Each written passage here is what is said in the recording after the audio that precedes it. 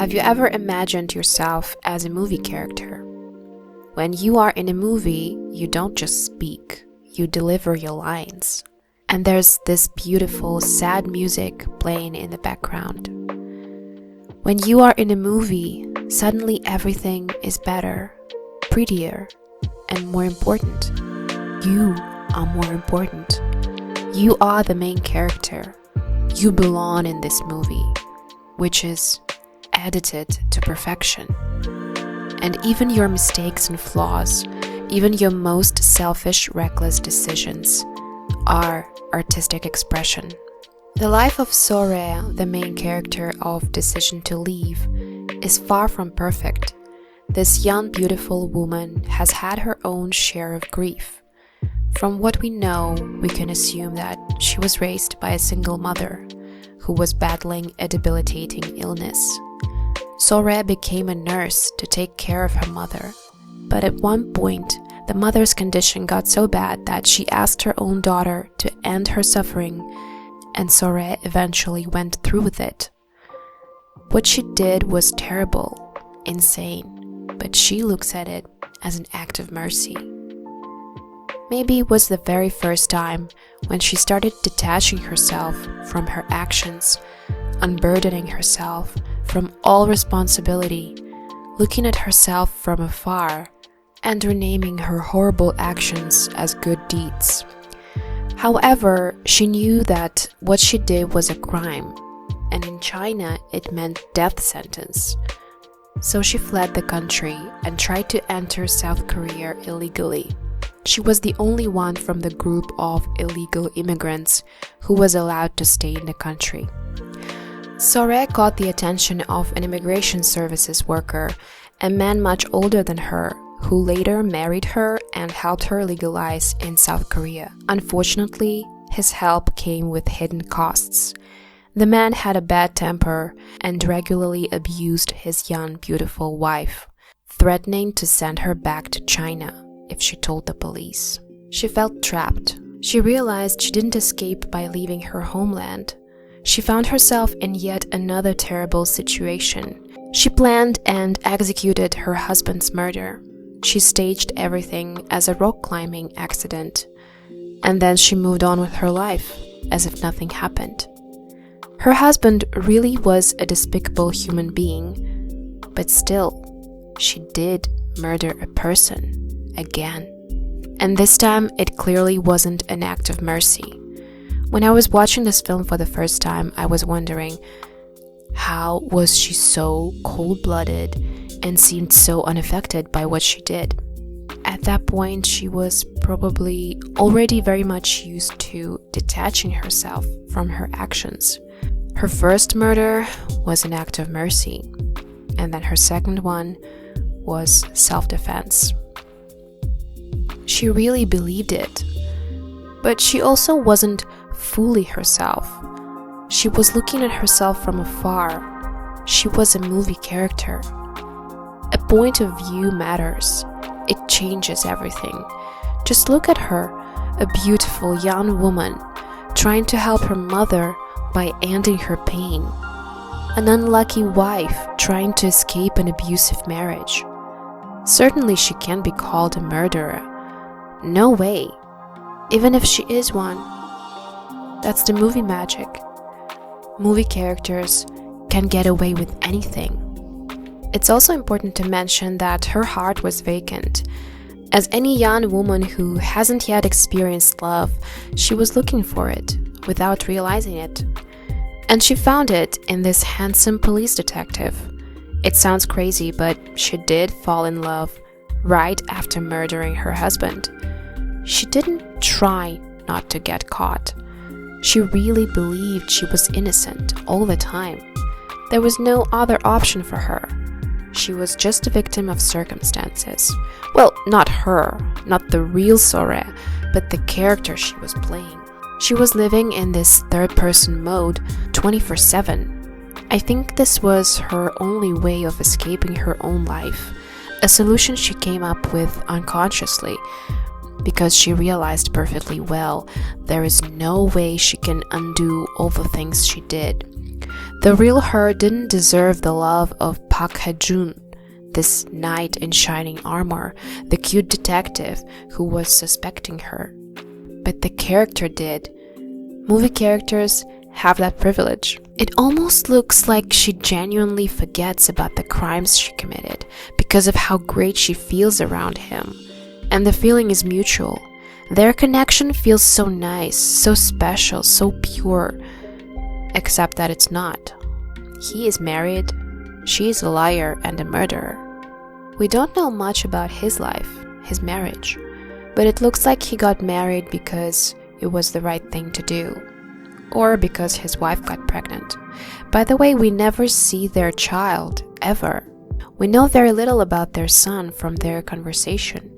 They send him off to a boarding school and he doesn't even come home for the weekend because, quoting the wife, he's a nerd just like his mom. Something feels off here. It's like the child is unwanted. He exists in the family system, but he's never there. The whole movie, Pak He Djun, this good-hearted man, never once remembers his son, never worries about his own actions impacting his child's life. He doesn't think that his affair and the upcoming divorce will affect him, maybe scar him forever. This makes me think that my theory of Pak He Djun just getting married out of obligation and convenience might be true. It doesn't even feel like the love was once there between the spouses.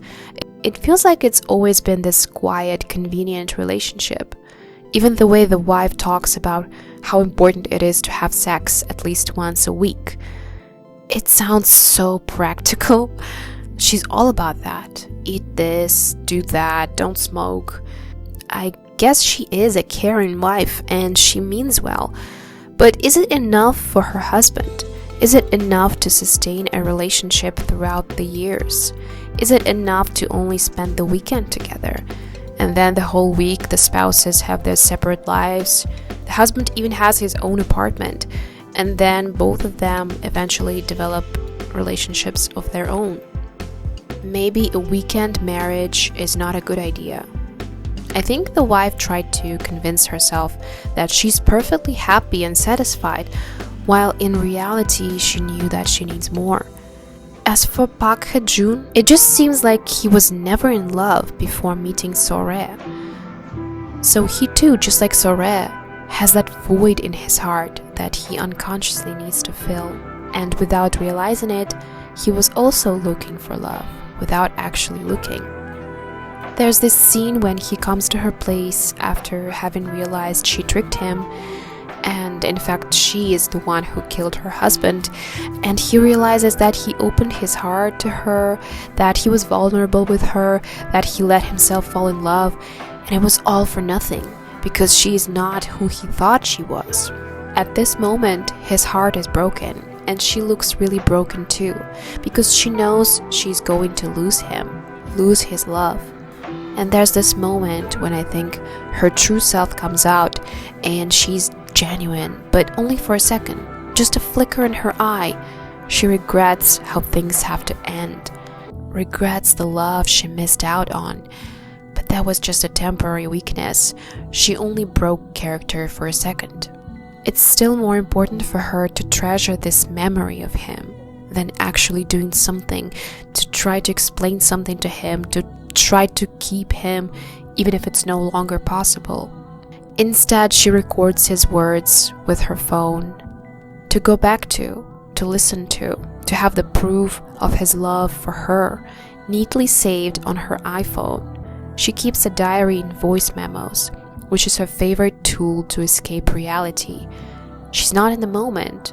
She doesn't even give herself time to think, to be with her thoughts, to feel the weight of her thoughts and emotions as they come. Instead, she records them right as they appear. But as you record or film or write something down, don't you always kind of modify your thoughts? Don't you edit them in your head so quickly that you don't even notice you do it? Truth is, not every thought needs to be recorded. But So-rae reminds herself that she's a movie character. That's why her every thought is important. So-rae is fascinated with movie characters. She's inspired by their tragic experiences. She's not only learning Korean through watching movies, she's learning how to be a character, in fact, the main character.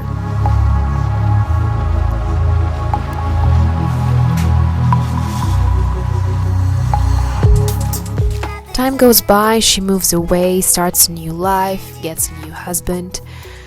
But when she suddenly meets Pak He Djun again, she can't help but continue playing her game with him. Surprisingly, her goal is not to be with him in the end, but to exhaust him while he's trying to wrap his head around the new mess she has created, then disappear and make him regret their love.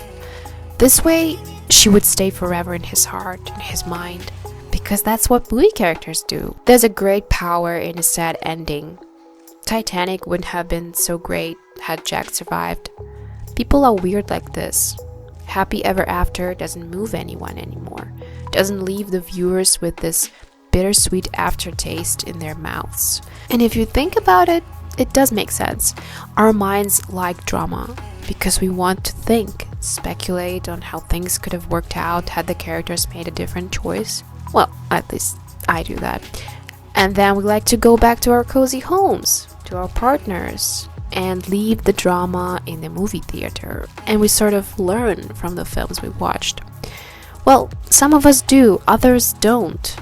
Some people can leave the theater after watching this film with the thought, that was real love. If only they had a chance to be together. These romantic people will unconsciously be looking for dramatic love, complicated relationships, and they will absolutely find all of it and get their hearts broken, get their lives ruined, and ruin other people's lives too, because intentional or not, it was the goal. So-rae ends her life leaving him brokenhearted.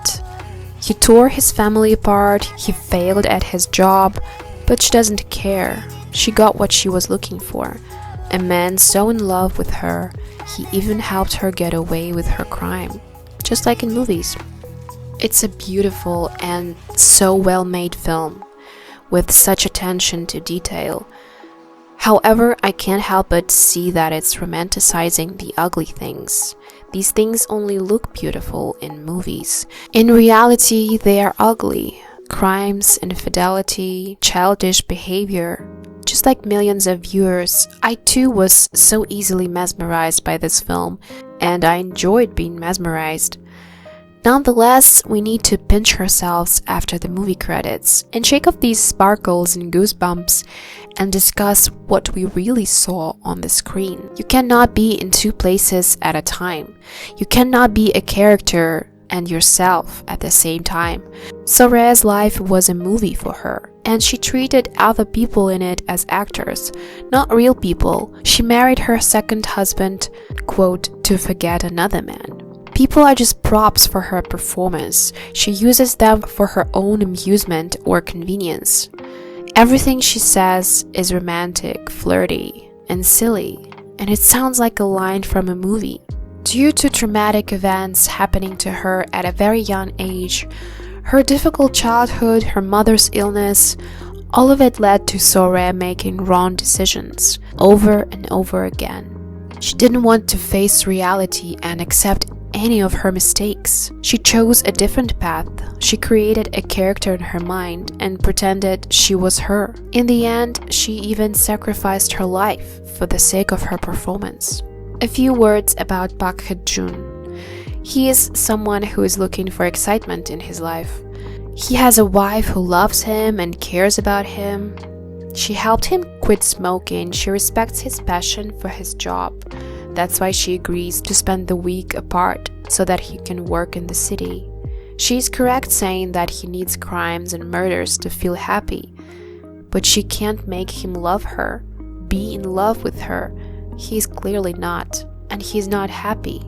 He's looking for something else, something to excite him and bring him peace at the same time. He struggles to fall asleep at night because He's metaphorically asleep all day. Not much happens at work. He's not using his full potential.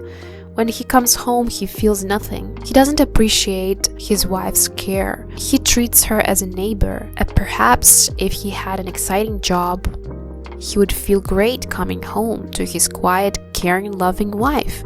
But that's not the case. He's bored at his job, bored at home. His soul needs adventures. And if he can't have them at work, he'll have them outside of work. He'll have an affair, but not the usual boring affair. His affair will be exciting, not physical, but very emotional. This affair will be a game, a movie, a tragedy. This affair will be another one of his unfinished cases, because he doesn't like to finish things. He doesn't end his marriage. He doesn't want to accept the reality of his life. He doesn't leave his wife even though he's madly in love with another woman. Because why finish something if you can spend years and years thinking about it, mellowing in a pool of bittersweetness? And that's what he gets in the end. It even plays in his favor. He has what I call this cute sad guy syndrome. Talked about it when I was analyzing Serendipity. In a way, both characters are very similar. They don't want to face reality and solve their problems. They want to avoid them, which is of course a very human thing to do. However, avoidance doesn't turn our lives into anything great. On the other hand, it makes our lives dull and boring. After all, what matters is your perspective, how you see things, how you name them, what words you choose. After watching and analyzing this film, I asked myself, do I over-romanticize some aspects of my life? Do I live like I'm in a movie? Do I worry about how my life choices will look in other people's eyes, and therefore stop myself from doing the things that I actually really enjoy doing and that make me happy? These are important questions, and it's really hard to be honest while answering them. I think we all sometimes live our lives in third-person mode, looking at ourselves from afar, already reflecting on the actions we are about to take and the consequences that haven't yet taken place. And to some extent, it's okay, and it's even healthy. The same goes for romanticizing your life. It's nice when it's not overdone, when it's not a tool you use to make excuses for yourself. Thank you so much for watching. I hope you enjoyed this analysis. Until next time, bye!